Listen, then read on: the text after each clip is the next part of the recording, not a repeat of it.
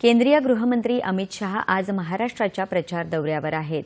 राज्याच्या प्रचार दौऱ्यात ते आज नांदेड इथे भाजपाचे विद्यमान खासदार प्रताप चिखलीकर यांच्यासाठी ते प्रचार करतील। नांदेड मतदारसंघामध्ये चिखलीकर यांचा थेट सामना काँग्रेसचे वसंत चव्हाण यांच्यासोबत आहे। नांदेडमध्ये 26 एप्रिल रोजी मतदान होणार आहे। तत्पूर्वी शहा मध्य प्रदेशच्या प्रचार दौऱ्यावर जाणार आहेत। तिथे ते मंडला आणि खजुराहोच्या उमेदवारांचा प्रचार करतील।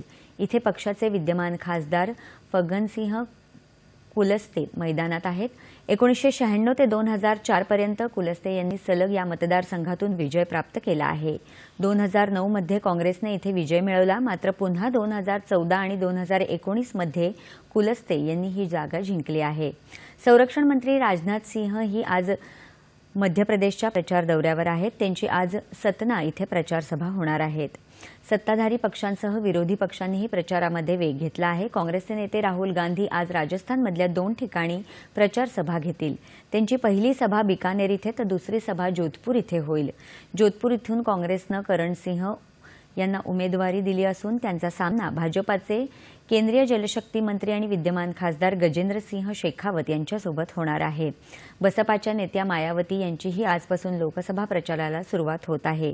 त्यांची पहिली सभा नागपूर इथे होत आहे। दरम्यान सिक्कीम विधानसभा निवडणुकीसाठी भाजपा आपलं घोषणापत्र जाहीर करणार आहे।